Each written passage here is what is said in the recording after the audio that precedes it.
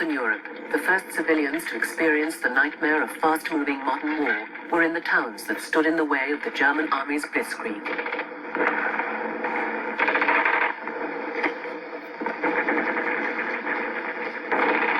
In Poland, and then the Low Countries and France, hundreds of thousands of refugees took to the roads.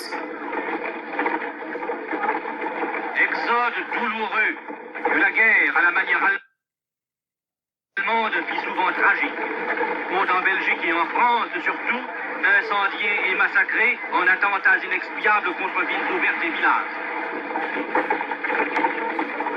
What the refugees came to fear most were attacks from the air, even as they fled. Stukas starten zum Feindflug. Wo sie zupacken, verbreiten sie Angst und Verderben. In the column trailing out of the Belgian town of Louvain was 20-year-old Pierre Rondas with his family. Maar dat had een speciaal geluid, die Stukas, in die duikvluchten. The Stukas had a special sound when they were diving. Ja, en There was the noise of the planes and also the machine guns. En iedereen haaste zich van de weg af om in de gracht. Everyone rushed off the road to take cover in the ditches. En dan zag je daar mensen die bebloed was de baan. We saw people standing there covered with blood, as well as people thrown down on the ground. Some of them may have been dead. So we just saw a little bit of film on World War II, but that focused particularly on the suffering of civilians from bombing. And World War II really brought complete modern total warfare for the first time. You saw foreshadowing of this, obviously, in World War I to some extent, but you didn't have planes with the same kind of technology with planes in World War I. World War II, you have bombers, planes flying everywhere, and they can just decimate cities. And this happens over and over again during World War II.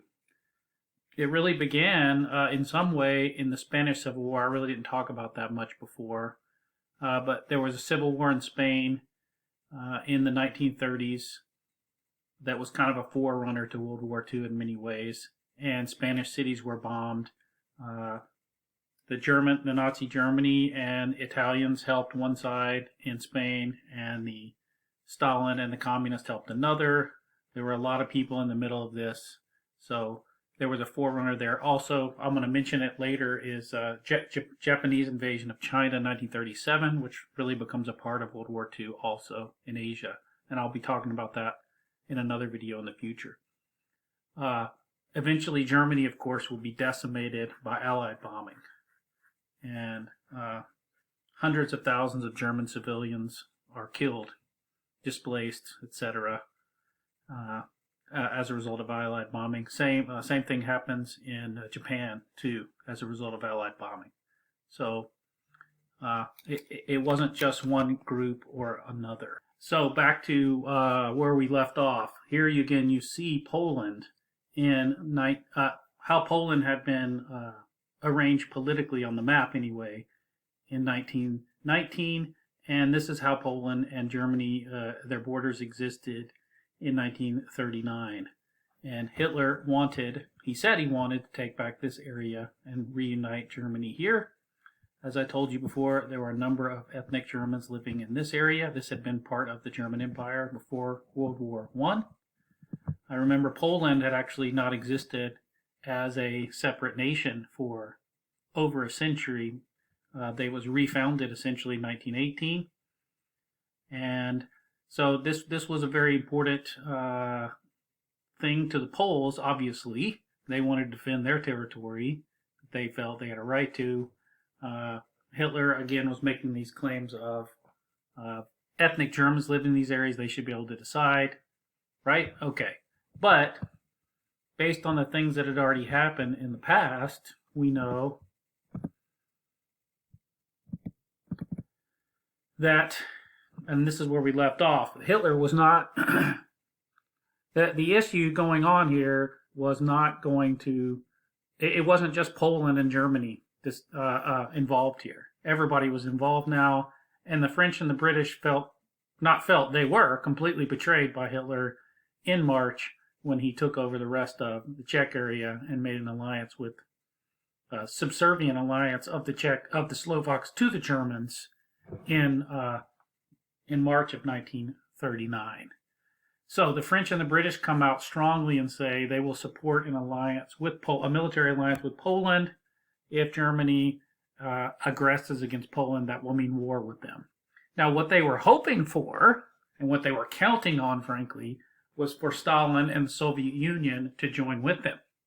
Okay? And that would have been the old alliance, and it was the plan before that. Remember I told you about Stalin in the last Stalin video, is that Stalin had signed treaties with France and Czechoslovakia, but in 1938 and early 39, Stalin looked at this and said, well, these Western powers might make a deal with Hitler and attack me. Was that a possibility? Who knows? It might have been. And from his point of view, as a communist leader, he sees all these Western, quote, imperialist powers as suspect. He was also concerned about an alliance with Japan and the Western powers, with the Soviet Union in the middle. So, Stalin begins reaching out to the Nazi Germany. They had always had this weird relationship, the Soviet Union and Germany, and even when the Nazis came to power, where they didn't like each other publicly, but they actually cooperated often privately and in secret. And this became even more solidified on August 23rd of 1939, when the Nazi-Soviet Non-Aggression Pact was signed. The German Foreign Minister Joachim von Ribbentrop went to Moscow. He met with the highest-ranking Soviet leaders, including Joseph Stalin, and signed this pact. So, fascinating, right? Well, what did that pact say? Basically, it said they won't fight each other, and if Poland happens to fall apart, however you want to put it, then they would essentially divide it up. And that's what they did. They basically drew a line down the map in what today would be eastern Poland into Belarusia, those areas, and said that's where we would split it up. So it was just 1 week later when the Germans invaded Poland. Now that's generally considered the beginning of World War II in Europe. Okay, the Germans invade Poland September 1st, 1939. That's considered the beginning of World War II in Europe, because 2 or 3 days later, the French and the British both declare war on Germany. Here's a map showing you the invasion of Poland. See that line there? That line is where the Germans and the Soviets agreed to split what was then Poland in half. Yes, that's what they did. You can see the lines of the German invasion from different parts. They kind of had Poland surrounded. Now, it went fairly easily for the Germans. They did take over. Poland in about a month, but there were still probably 16 to 20,000 German casualties in this war with Poland, this short war. A lot more Polish casualties, a lot more Polish captured. But I'm just pointing that out. It was a war. Now, from the other side, the Soviet Union invaded Poland in the east on September 17th, 1939. Okay? That's what if you go back and look at the map again, see the map? Here is the Soviet invasion of Poland from the east, September 17th, 1939. Now, before I get to Finland there, let me say something else about this. Just to show you how terrified that many of the Polish citizens were, including many Jews in the eastern section there, were how terrified they were of the Soviets, because they knew what Stalin had been doing in his own country. Many of them actually fled west into the German areas, in the German-controlled sectors, or what was becoming the German-controlled sectors, which tells you something about their fear of the Soviets. Of course, what they didn't know is that the Soviets and the Nazi Germany had made an agreement. You see in the picture there a meeting between a Soviet military official here and the Germans on this side. So they actually met. they were cooperative, and were de facto allies. I mean, those are just facts. This is still debated with Russians today and others, and I'll talk maybe a little bit more about that when we talk about Russia, the Soviet Union, and Germany fighting each other later. But during this time period, there's no way around it. They were de facto allies. Okay? So, the Soviets did invade Finland in November 1939. Or they attacked Finland, yes. And in 1940, the Soviets invaded the Baltic states. This is Lithuania, Estonia, and Latvia. Those were all independent countries. They had been part of the Russian Empire in the past. But Stalin took it upon himself to invade these territories and take them over. And they would later become, after the war, part of the Soviet Union. They will completely be absorbed into the Soviet Union after the war. They're invaded by Stalin in 1940. The Germans will take them in 1941, control them for a couple of years, and then the Soviet army comes back through. It's really hard times in these areas in between Germany and the Soviet Union, this Eastern European territory. We're going to see more about that when we talk about the Holocaust. There's one really well-known book, fairly recent book, by a scholar named Timothy Snyder. It's called The Bloodlands, and it's a very depressing book to read, but enlightening book to read about these territories. So there's the German army marching into Warsaw, I want to say late September, early October. So the Polish campaign, as it were at the time, lasts about a month. Now, what happened after this? And you've probably heard of Blitzkrieg. A little bit about Blitzkrieg. Blitzkrieg was first used really on a mass scale with the invasion of Poland, right? And Blitzkrieg is the use of mechanized warfare, tanks. Tanks is the big part, but other mechanized machinery moving fast with airplanes to move fast, to break through your enemy's lines, surround them in pockets, and destroy them. So lightning war, using speed of mechanized warfare to win the battle. Okay, that's basically what it meant. Now, there wasn't much of a war going on in the West, anyway, for a while. Some of the newspapers called it Sitzkrieg, meaning they're just sitting around not fighting at all. But Germany began to make its move west in April of 1940. And the first thing Germany did was move against Denmark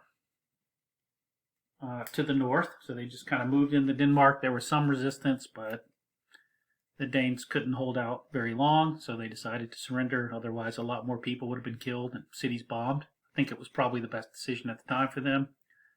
Pretty much similar things happened in Belgium and the Netherlands. Belgium, probably a little bit more resistance there. We're going to see, in fact, part of Belgium was part of the battle in May of 1940 with the British and the French. So hold off on Belgium a little bit. Netherlands was taken even a little bit more easily with the German advance. And going back to the bombing, the Germans will bomb cities, or threaten to bomb cities, and if the people don't surrender, they did. And they did bomb Rotterdam, so the Netherlands surrendered pretty quickly. Norway is important, going back to Norway. Probably kind of shouldn't have talked about them first. Norway, if you look at the map, right, is very important strategically in the north. You can attack, actually, possibly northern Britain from Norway. And you could also try to keep them out of invading you from the north. So Norway, the British did try to help the Norwegians some, but the Germans took it. The Germans sent paratroopers into Norway. That was one of the, I think it might have been the first use of paratroops in battle in Norway. So, what happens next? On May 9th, May 10th, the Germans invade France. France and Belgium, really.